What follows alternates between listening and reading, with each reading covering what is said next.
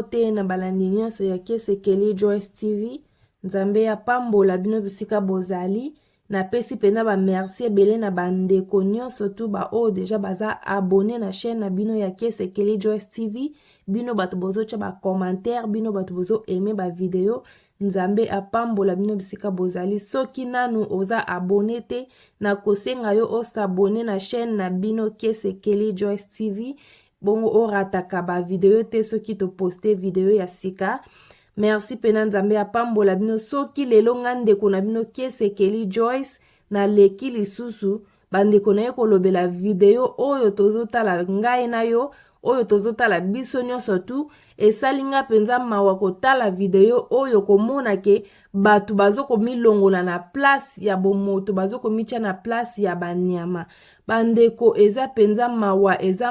eza pasi penza na ye lelo koleka na lobite na loba pona batu oyo bazananu esalameli bango te pe esalamela yo te ndeko abone na samakanisi na yo te mokili ekomi na suka mokili ekomi na suka donc Nzambe basini nyonso te o baloba na kati ya Bible bandeko ekomi kosalama mokili eza lisusu ndenge moko te mokili ekomi na suka to bongwana to pesa bomoi na biso epa ya Nzambe bandeko tala video oyo penza na yebi te soki bandeko oyo baza na kati ya eglise oyo bayebi makambo bazosala ou bien bayebi makambo bazosala te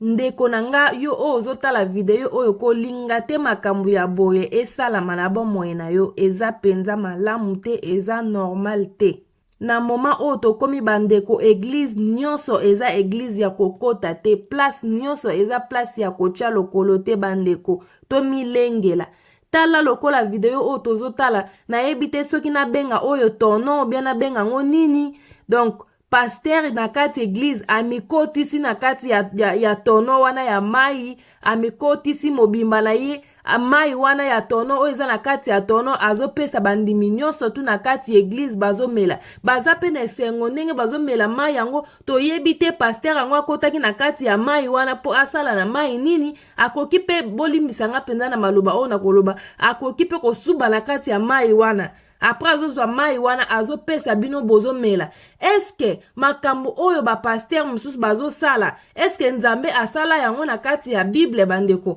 mai oyo muta mikotisi na makolo na ye na nyonso na ye na kati botutu na ye boto oyebi te soki awutaki wapi soki alalaki wapi soki asalaki nini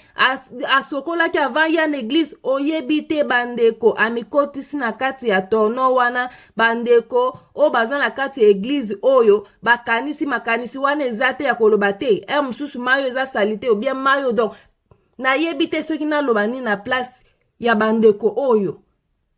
bazoleka moko bazomela mai baza na bango pe na esengo ya komela mai wana oyo pasteur na bango adindi na kati ya mai wana soki pa asubeli yango soki pa asubeli yango te soki peza mai ya nini ou bien mai ekopesa bango